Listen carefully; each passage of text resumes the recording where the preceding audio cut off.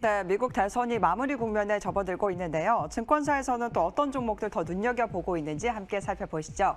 오늘은 증권가의 오늘 로엔날파 김태성 이사와 함께합니다. 안녕하세요. 네, 안녕하세요. 네, 오늘은 또 어떤 종목들 나와 있는지 함께 살펴보겠습니다. 첫 번째 종목은 대웅제약입니다. 소송 이슈로 우리가 놓치고 있는 것들이라고 KTB증권에서 제시를 했습니다. 3분기 예상을 상회하는 호실적이 기록을 했습니다. 영업이익이 151% 이상 증가를 했다고 하는데요. 참 소송 비용, 메디톡스와의 소송 비용이 축소가 됐고 또 나보타 매출도 회복세를 나타내고 있습니다. 또 살펴보니까 당뇨병 신약도 임상 3상에 돌입을 하면서 기대감도 실려져 있는 모습인데요. 대웅제약 같은 경우는 목표가를 13만 원까지 상향을 했습니다. 앞으로의 흐름 어떻게 보실까요? 네, 일단 제약바이오 안에서 지금 선별적인 움직임이 나타나고 있는 우리 시장이다라고 좀 볼 수가 있을 것 같습니다. 기술력이 있거나 혹은 기업의 실적이 굉장히 좋은 기업들 위주로 기관과 외국인 즉 이제 메이저 수급들의 매기세가 계속해서 붙어주고 있고 주가의 이제 상승력도 굉장히 긍정적으로 좀 진행이 되고 있는데요. 대웅제약 같은 경우에는 그동안의 이 메디톡스와의 이 진흙탕 싸움이 이미 주가에 선반영이 되어 있다라는 측면이 아무래도 앞으로 조금은 더 주가를 상승할 수 있는 모멘텀으로 작용이 되지 않을까 싶습니다.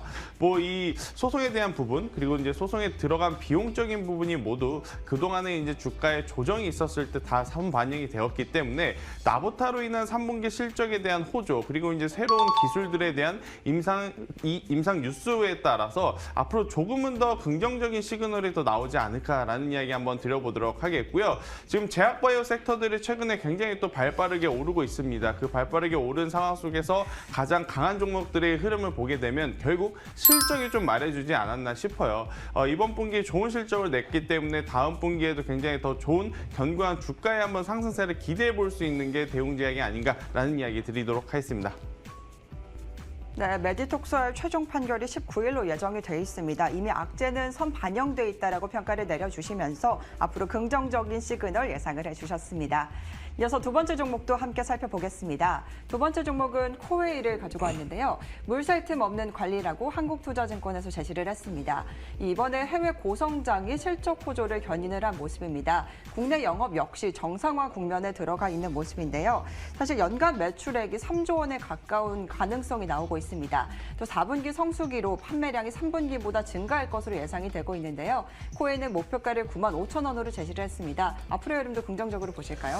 네, 일단 분기 실적 시즌이다 보니까 이 분기 실적에 대한 기대감이 높은 기업들은 여전히 우리가 관심권에게 놓고 봐야 되지 않나라고 좀 볼 수가 있을 것 같은데 코웨이 같은 경우에는 사실 이제 신규 고객 유치에는 조금은 힘들었던 2분기와 3분기였습니다. 코로나19 여파도 있었고요. 전반적으로 우리나라 이 소비가 촉진되지 못하다 보니 신규 고객에 대한 유치는 굉장히 어려웠습니다만 그래도 환불, 즉 이제 그동안에 쓰시던 분들이 이제 불만이라든지 어떠한 컴플레인이 있어가지고 환불을 하는 부분은 굉장히 적었다라고 좀 볼 수가 있을 것 같아요. 그러한 부분이 이번 분기 실적에 굉장히 긍정적인 모멘텀으로 작용을 했다라고 볼 수가 있을 것 같고요. 또 이제 가장 공격적으로 지난 3년 동안 이 북미 시장의 이 해외 사업 부분을 굉장히 외형 성장에 집중을 했던 포인트가 올해 드디어 이제 결실 좀 맺어가는 모습을 좀 보인 상황입니다. 이 북미 시장에서 진출한 이 제품들의 호조, 판매 호조로 인해서 국내 시장에서는 좀 부진했습니다만 그래도 전반적으로 분기 실적이 굉장히